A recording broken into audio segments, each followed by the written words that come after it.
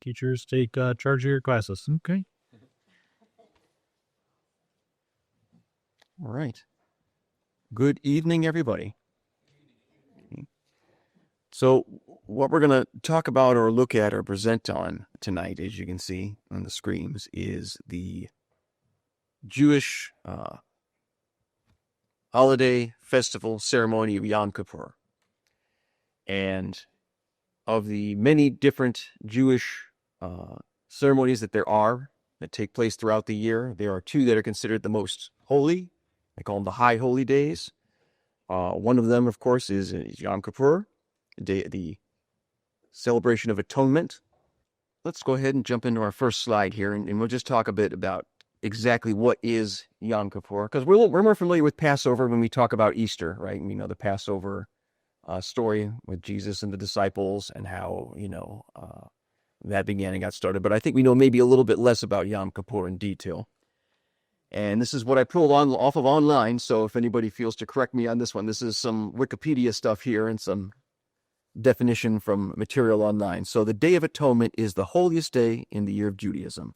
It occurs annually on the 10th of Tishri, one of their months, corresponding to a date in late September or early October. For traditional Jewish people, it is primarily centered on atonement and repentance. The day's main observances consist of full fasting and abstinence from food and other things, both accompanied by extended prayer and services, usually at a synagogue, and sin confessions.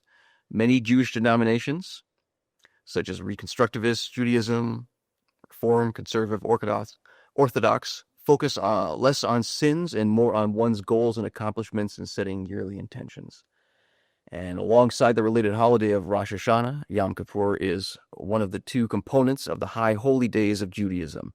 It is also the last of the 10 days of repentance. We know at the time of Christ's crucifixion, in the time of the Second Temple, there's an event that happened that signified something very special at the time of Christ being crucified. In the temple, in the most holy of places, which is inside the temple, and then the Holy of Holies, which is the most holy place of all, behind this massive curtain, something happened. What does it say? It says, "And behold, the veil of the temple was rent in twain from top to bottom, and the earth did quake, and the rocks rent." So what's significant about that curtain? It's massive, right?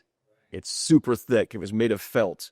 3 to 5 inches thick. 3 to 5 inches thick. Have you been torn by man? No. From top to bottom, too. Nobody tore it from the bottom and had a cascade effect. This tore open, signifying what? Division between God and man was now opened. Yes, there was... I opened the way. Christ had opened the way. There was no more separation between man and God and the salvation that was being offered, right? So the question that I kind of asked myself, and doing a little research and finding out a few things, was this the only sign, physical sign in the temple that was given that this event had taken place and this new relationship with man and God had come into being?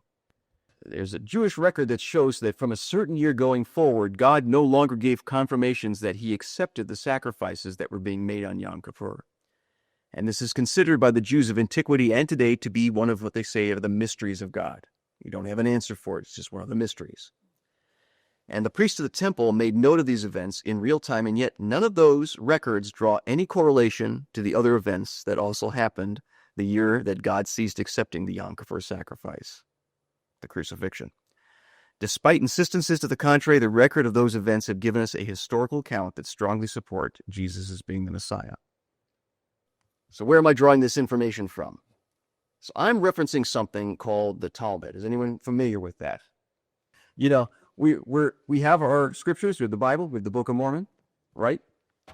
Now, I am not in any way, shape, or form straying from those scriptures. What we have here in something that's called the Talmud, it is a record. It's the Torah. So the first 5 books of the Bible, which they use in Judaism, okay?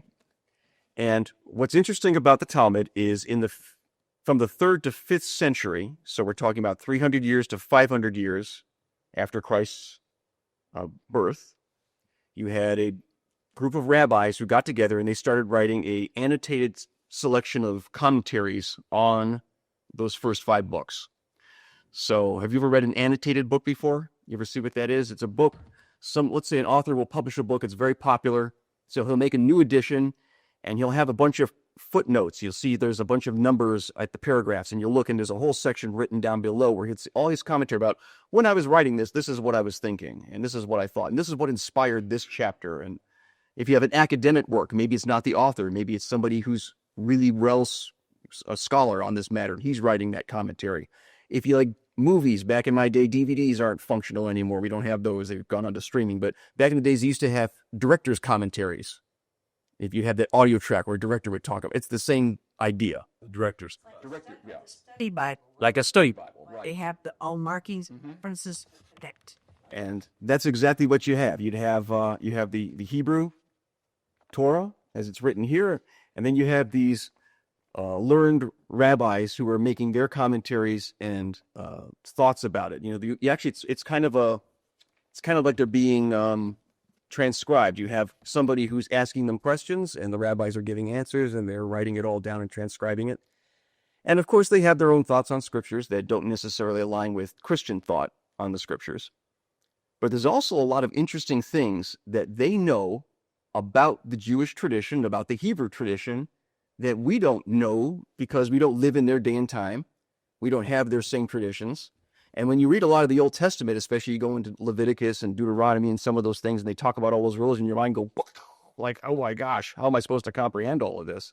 They have an insight into it that is much more fascinating because it's their culture. It's their tradition, right? It's the way that God dealt with them. And so they're closer to the subject matter. And so there's a lot that you can glean and learn from it, which I think is fascinating. And that's some of what we want to present tonight. Before we jump into all of that and get into the really nitty-gritty of what they said are the things that also happened that showed that this Yom Kippur was not being accepted after the crucifixion of Christ, we're first going to examine and look at our own Bible, Leviticus chapter 16. And God instructs them. This is how you're going to perform this annual or yearly atonement for Israel's sins in this Yom Kippur. Now, here you go. I've outlined everything that's in Leviticus 16.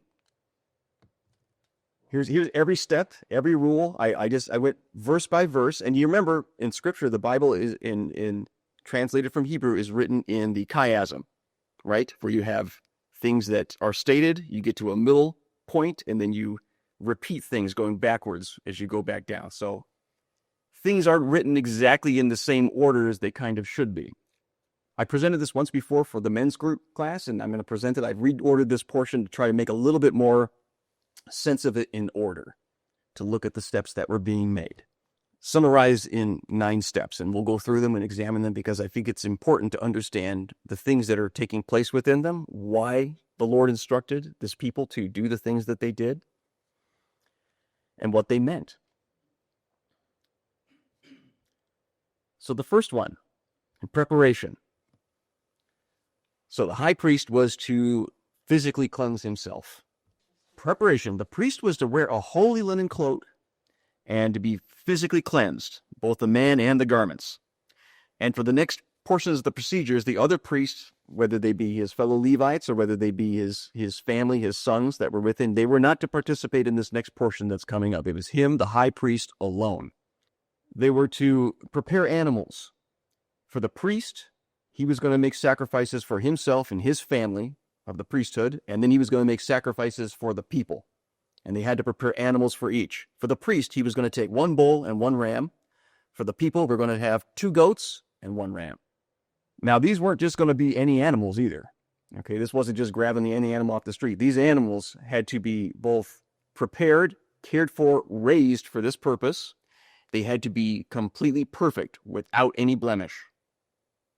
And so they couldn't have had a scar. They couldn't have tripped or fell at some point in their life. They had to be cared for to the point that they were being prepared yearly for this reason and this purpose, to the point that they were being perfect before God. Now, you may also ask the question, well, how come the people have 2 goats and the priest has a ram? They both have rams, but he gets a bull. What's the difference between that? One's a big ram. One's a bigger animal, and the other one's a smaller animal, right? A goat's a smaller animal. Why does the priest have a bigger animal? Bigger responsibility. Proportionally, yes, you were right. Good, it's a good guess. And you know what? He's had a lot more sins, maybe, because that was like he was. The high priest had a higher degree. Sin was proportional at this time in the world, according to the tradition in the Hebrew and the things that they were set up to do. The one who was closest to God, that had the responsibilities of performing these ceremonies for the people, had a greater need for cleansing and absolution, so a larger animal and a bigger offering had to be made for the high priest and his household and his family and the Levites than had to be made for the people. The goat would suffice. Next, for the people, the goats, the high priest then would cast lots over the two goats. You know what lots are? They can be a number of things, but traditionally, in the sense for the Hebrew camp, they were simply small discs or stones that had writing on them. You might remember there's the Urim and Thummim that are in the high priest's breastplate. And when he wanted to consult God for wisdom, he would put his hands in the pocket. He would grab them, not knowing which is which, and he'd pull them out and he would see what they would have said, determining God's will. Very similar to that. These were not the Urim and Thummim that they're using. These were separate lots that were made specifically and used specifically for this Yom Kippur Atonement Day. And what he did is he would reach in to the bag, he'd pull these out, and one of the stones would say for Yahweh, for God. Right, for the sacrifice. The other stone would say for Azazel, is what it would technically say. And you're like, well, what on earth is Azazel? Azazel is a name for a demon. And it wasn't necessarily saying that, oh, this goat is for a demon. We have our brother in our branch who's very good at explaining there is Yahweh, who is an Elohim, is the Hebrew word for it. And then there were all the others, ones that rebelled against him, which were lowercase gods, lowercase g. They were also Elohim, but they were not Elohim like Yahweh is. There's none other like him. He created all the others. So this was meant for them, those that occupy the place that I have, that, does not occupy the same place as me. So one goat is for God. The other goat is to be, like you said, what we translate it in the Bible as scapegoat. They don't even say it. In fact, I think the King James doesn't use the word Azazel. If you go back to the Hebrew, that's what it says, but they've translated that as scapegoat. Okay, so I just want to be clear on that. It meant for all the bad stuff, all the bad peoples and the things that are out there, send it out. Yep, that's where he would grab the goat. Again, you'd have the two goats in front of him. He'd hold the lots out like that. You'd open them up and see which is which. Which animal goes first? Okay, this one's for Yahweh. This one's for the scapegoat. Okay? This time of year, you can't help but think of Christ and Barabbas. Brother? Okay, so the question that was, the comment that was just made, and I want to put this out here because you're spot on. He says, at this time of year, you can't help but thinking about Jesus and Barabbas. I was going to get to that later, but you know what? Let's get to it right now, because guess what? Christ did everything according to the Passover and according to the Day of Atonement, Yom Kippur. What does the name Barabbas mean when you break it down? It means son of the father. Abba is the father for Abba, right? So he was the son of the father. He was the same age as Christ.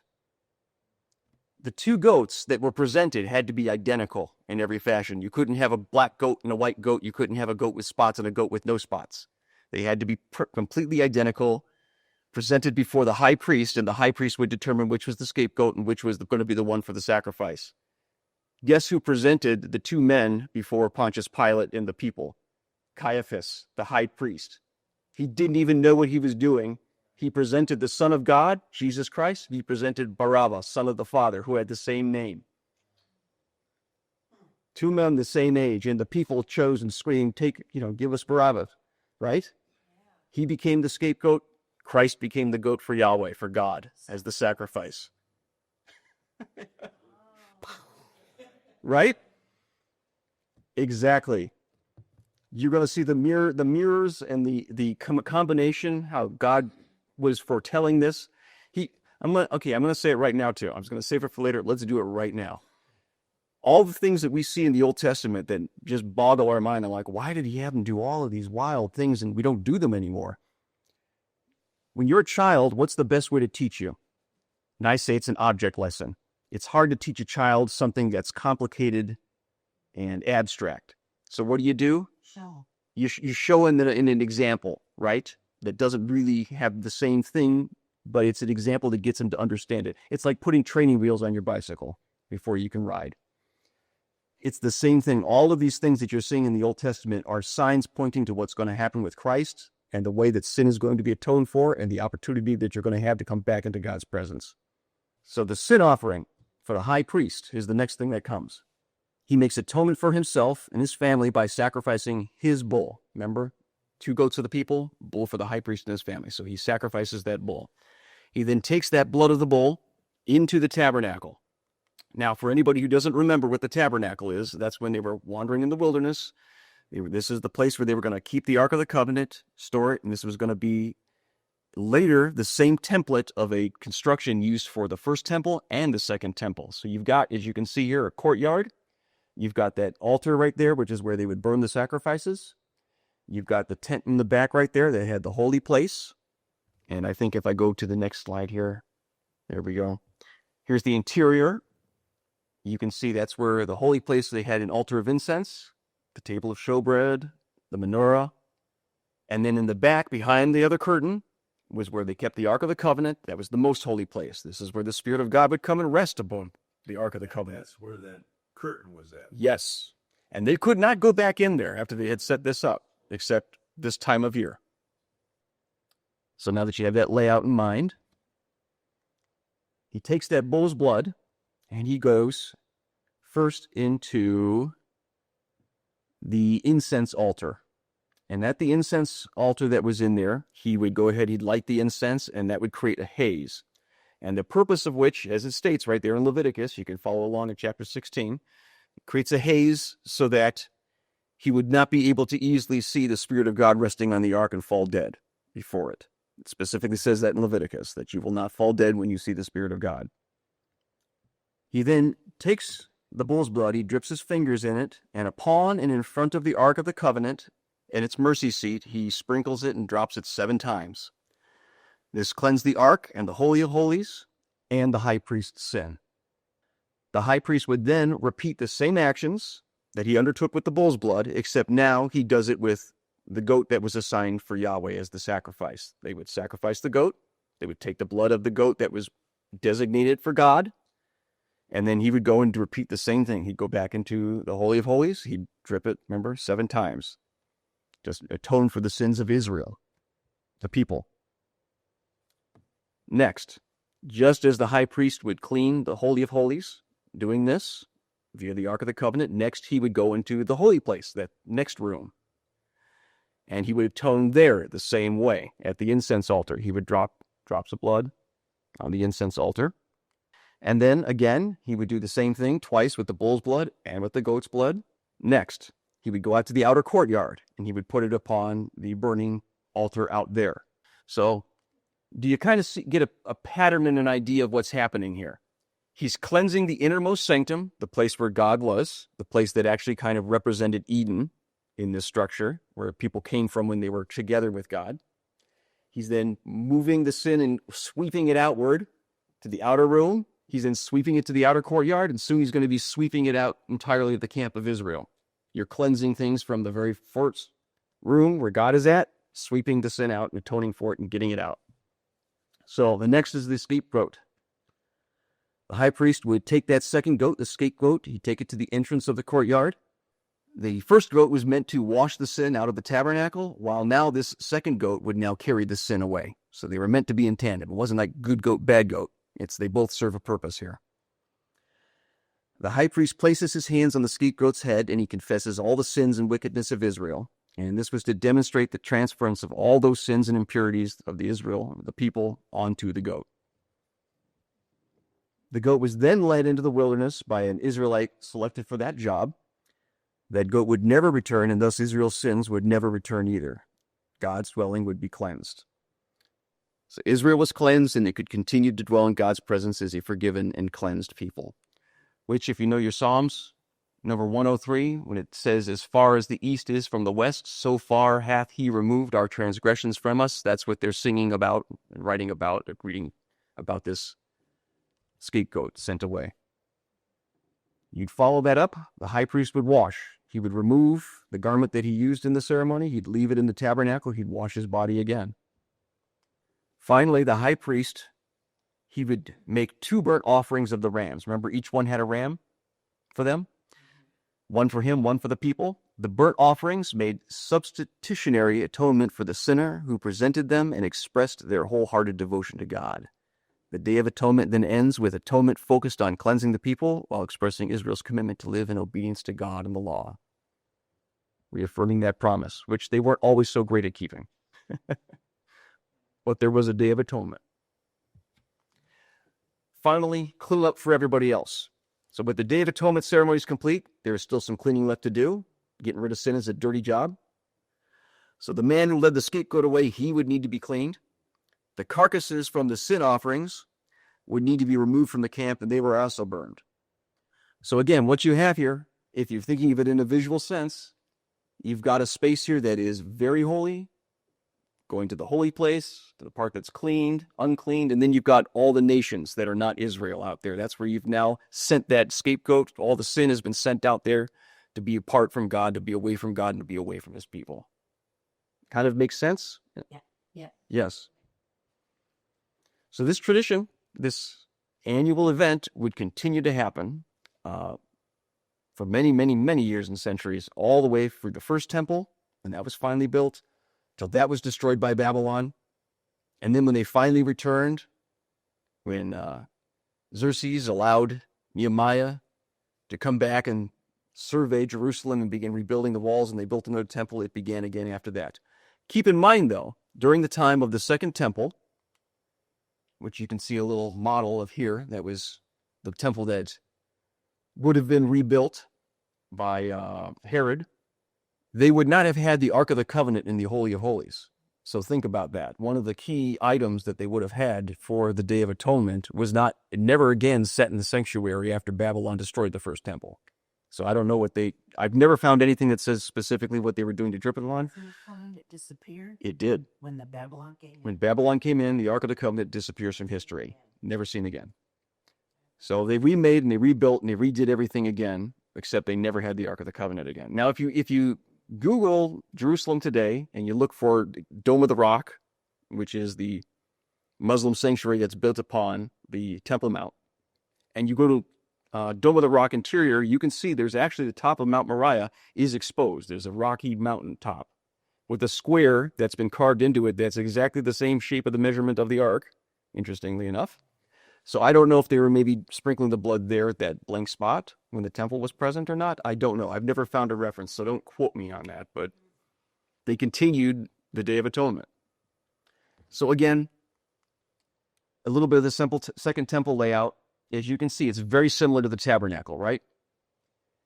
You've got the Holy of Holies in the back, you've got the holy place, and then you've got the outer courtyards where the sacrificing would be taking place. So what would be, according to the Talmud and according to the rabbis, again, who were closer to that day and time, closer to that ceremony, closer to those things, they knew what was going on with that, what was one of those signs? So as recorded in the Talmud, to determine which would be which, 2 lots were cast, right?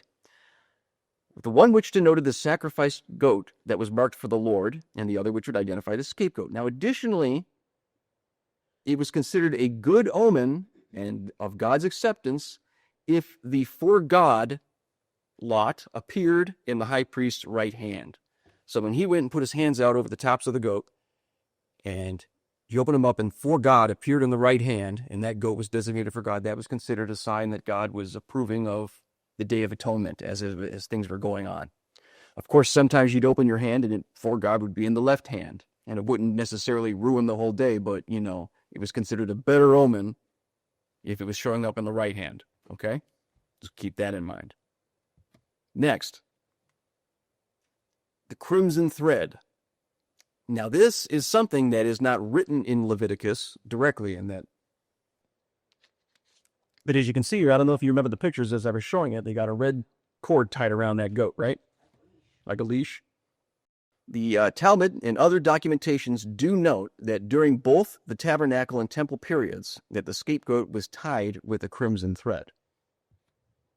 So the Mishnah is the first written collection of the Jewish oral traditions that are known as the Oral Torah.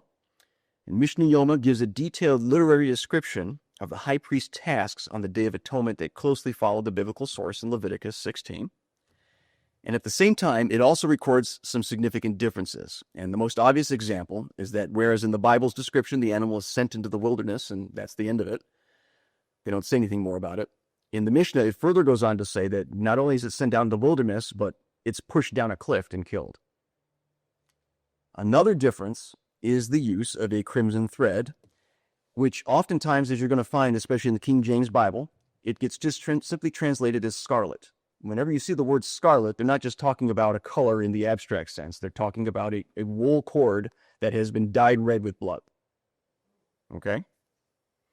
According to the Mishnah's account, the thread was tied to the scapegoat twice. First, it was tied immediately following the casting of the lot for the two ghosts. So you could identify which was which if you walked away, I guess, right? They're supposed to be identical. It was tied on the animal again after it had then been sent into the wilderness, immediately before it was pushed off the cliff. In the Mishnah's description here, it's also echoed in the interpretation of the ritual for the cleansing of lepers. If you go and you read Leviticus chapter 14, you'll read a whole bunch of descriptions of what are you supposed to do for a leper. And in the cleansing of a leper, after you do the things you're supposed to do, you sacrifice a dove, and the dove's blood is put on a cord, or a scarlet, as the book here is going to say. Also, you have this other thing. Isaiah mentions this. This is important.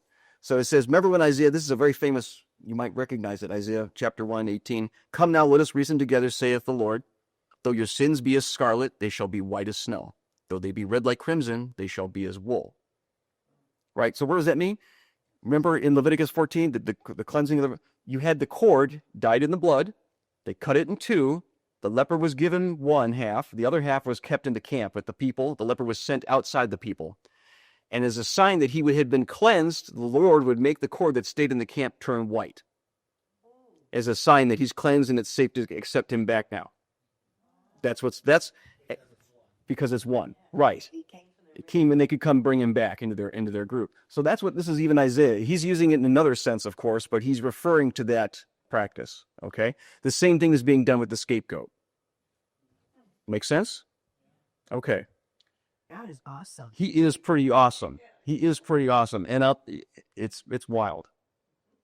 So again, even though Leviticus 16 doesn't get into detail about that, regardless of what's written or omitted, it can be corroborated from multiple additional sources, including early Christian texts, the Christian Jews, that a red or scarlet or crimson thread was indeed employed as part of the Yom Kippur day ceremony in this manner at the time of the Second Temple. There we go. And actually, I think this slide kind of details the things that I just told you all about. Remember, here's the thing. It was also a sign when they did this little thing with the thread, and they kept another half of that thread in the camp. The scapegoat was sent out, and if that strap that he kept never turned white, it was also a sign that God did not accept the Yom Kippur sacrifice. The Day of Atonement, the people's sins were not being accepted. You didn't do it right. You weren't seeking forgiveness. This year, I can't accept it. I'm not cleansing the sins. Right? Okay, right. So that was a bad sign. So it was a kind of a downer if it showed up in the left hand a lot, right? But it was a really, really big downer if the cord never turned white. That was a bad sign. You did bad, Israel. Get it right next year. So a third sign. Now, these signs weren't directly connected just to Yom Kippur, but they were connected to Israel as a whole all year long. So the everlasting light of the westmost lamp. Remember we talked about in the tabernacle and then again in the temple, they had a big menorah with the candles on it. They were actually not just candles like wax, they were actually lit by oil. So the continually lit menorah in the holy place of the temple was a testimony of the presence of God in Israel. And that's a lot of reading, and I quote directly the Torah there. And they're asking the question, and I'll read a little bit of it for you here. It says, the rabbi says, the lighting of the candelabrum is a testimony to mankind that the divine presence rests among Israel. And the scribe asks me, he says, well, what is this testimony? He says, that is that the westmost lamp in the candelabrum in which the measure of oil placed was the same measure of oil as was placed in all the other lamps, and nevertheless would light the others from it each day as they would conclude. So you've got the westmost one, they would take, stick of wood, it would always be lit, and they'd light all the other ones. And summarizing it up, what happened was that one never went out. Even though when they would replenish the oil, it received exactly the same amount as all the others, the oil never stopped being full. The light never went out. So God kept it full. God kept it full and burning, and that was their sign that, yes, God dwells amongst us, and he is here. He is in Israel. They all received the same amount of oil, but it never stopped shining. Light never went out. Fourth sign, temple doors. So the temple doors outside the main portion of the temple, the holy place, a huge set of doors separated it from the temple court where the people would be congregated outside. And inside, beyond those doors, that was only for the priests. These doors were immense. According to Josephus, they were 49 feet high by 24 and a half feet wide. To open or even move the doors, you needed several men. Okay, so bear that in mind. These doors were massive and huge. Why was that a sign? Well, let's talk about it. The temple was destroyed by Rome in the year AD 70. 40 years prior to its destruction, things stopped working right. What were those things? According to the commentaries in the Talmud, the first sign we talked about, the lots. So, during the tenure of Shimon HaTzedek, the lot for God always arose in the high priest's right hand. After his death, it occurred only occasionally. But during the 40 years prior to the destruction of the Second Temple, the lot for God did not arise in the high priest's right hand at all. Is that during the time of Christ? The mysteries? The mystery, guess it? Yeah. I'm about to ask, guess what happened 40 years prior to the temple's destruction? Christ was crucified. So do you see what they say? During the tenure of this one high priest, and this is interesting, this Shimon HaTzedek, I have a little footnote there.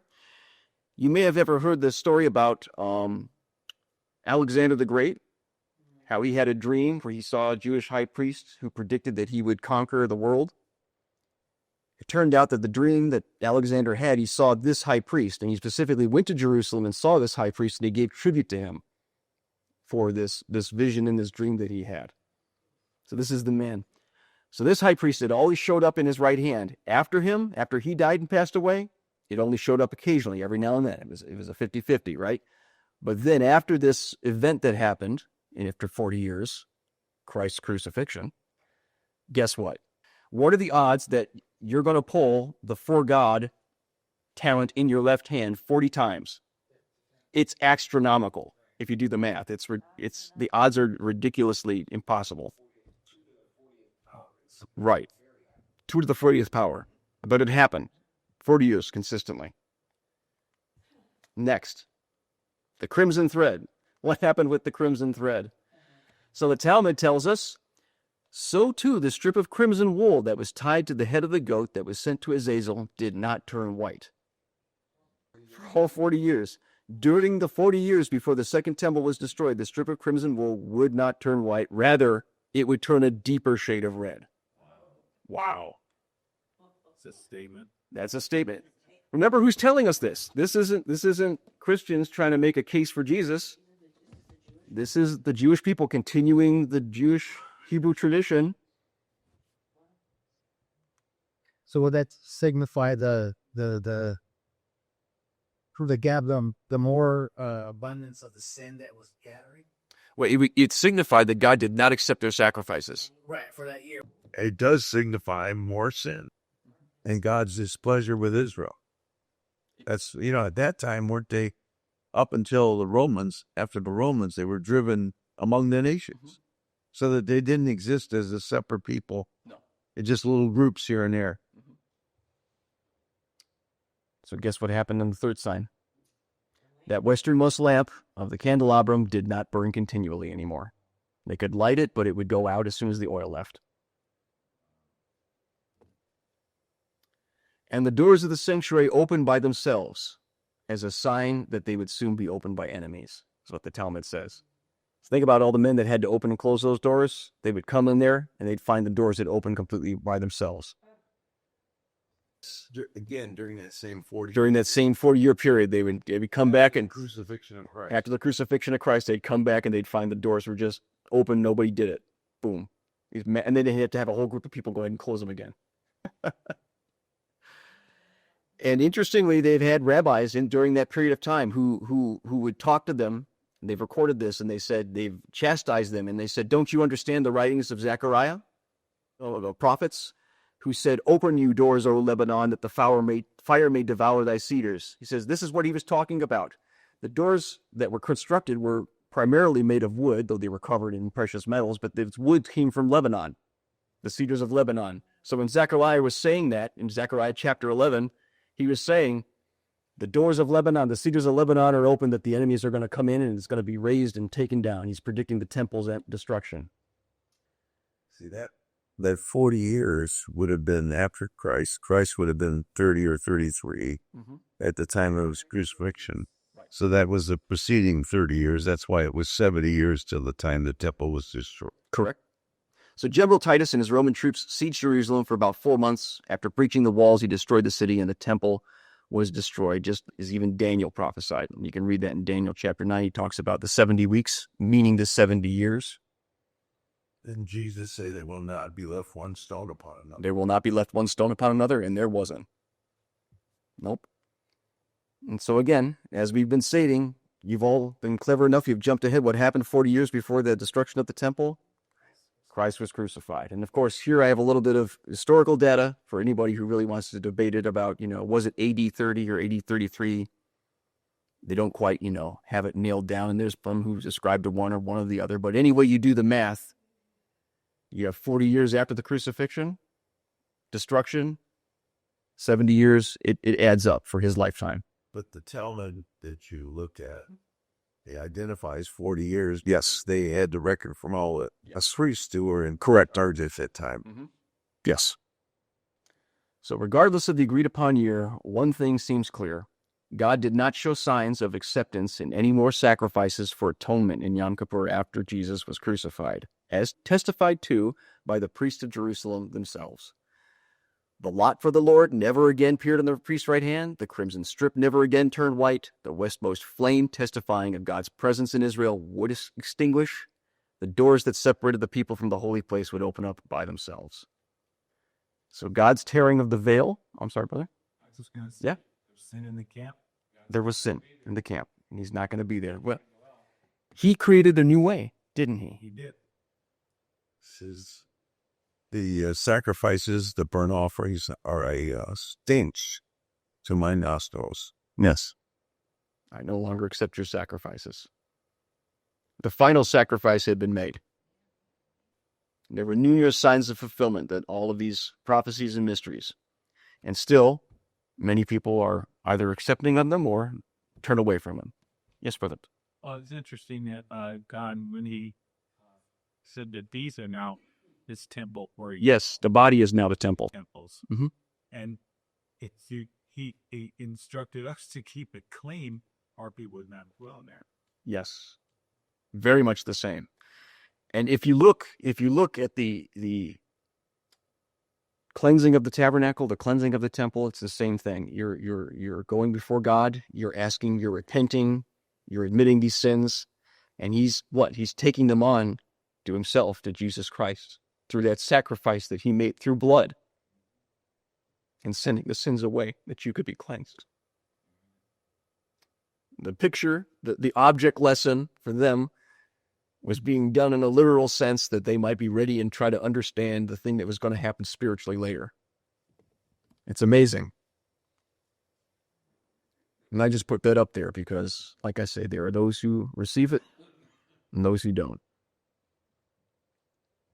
But it's a pretty fascinating subject. Isn't it interesting? So, And also those that strip out the carcasses and the bones, those were considered unclean. yes. And before they could come back in, they had to clean themselves 3 days after, and then the seventh day Yes. come back in. They would have to clean themselves as well after dealing with all of these various things that they would use in the ceremony. Exactly. Yep. Very fastidious. No detail was to be missed in that regard, right? Just as in our lives, in the now, we're really not supposed to be missing any detail. It really struck me as being, an elder, a minister in the church, because I asked that question, I'm like, well, why does the high priest have a bull and the other ones have just goats, right? And I'm like, oh my gosh, when I read the reason for that, is the responsibility is much stronger upon those who have an ordination or have a calling upon God than even just the people, to be cleansed, to be clean before the Lord, to be righteous, right? Example To be an example to take on. responsibility. It's like King Benjamin, who declared in the Book of Mormon that if he had owed anybody anything because he had not taken anything. Yeah. So that he can be absolved of their sins. Absolutely. That's right.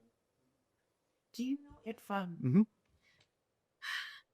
Jewish people, rabbis, do they still do the blood sacrifices today?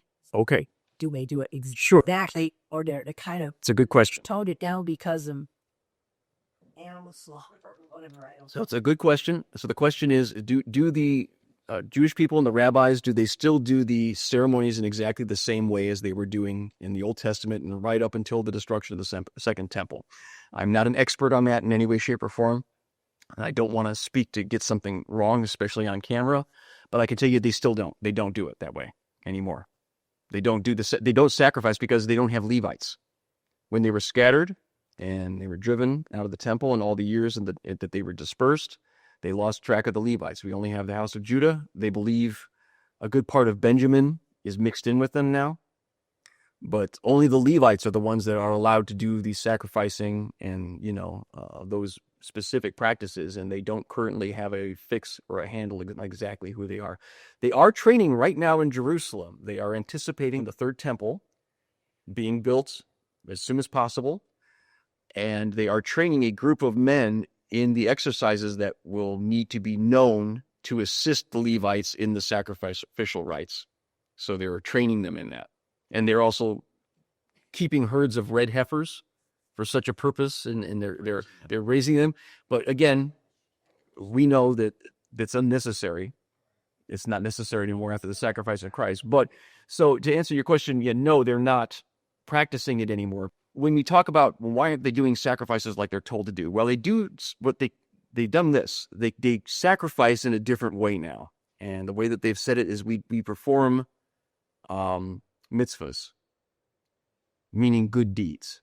So by doing good deeds, you are sacrificing something before God and doing good before him. So that's what now has taken the place of physical blood sacrifice for the time being that we are in this situation, right? You can find, if you go on YouTube, you'll actually see a lot because it's happening right now. People are kind of talking about it and documenting it. And So they want to build another temple? yes, the third temple, as has been prophesied, will be built, right? There will be a third temple. But there's a lot about that temple if you read in Jeremiah. Am I correct? About the measurements of the temple. Ezekiel, I'm sorry, it's Ezekiel. Ezekiel, he talks about all the measurements of it. If you really read about it, though, there's a lot of supernatural elements to that temple as well. The Spirit of God is present there. There's a river and a stream that flows straight from it because it comes from his Spirit, and it reinvigorates the entire land there. So there's a lot of interesting things to it, but I can understand their excitement and their desire to want to see Zion brought forth in its fullness, right? According to those prophecies, just as we do. Any other thoughts or questions? Or otherwise, I think, Brother Gary, we can turn it back over to you.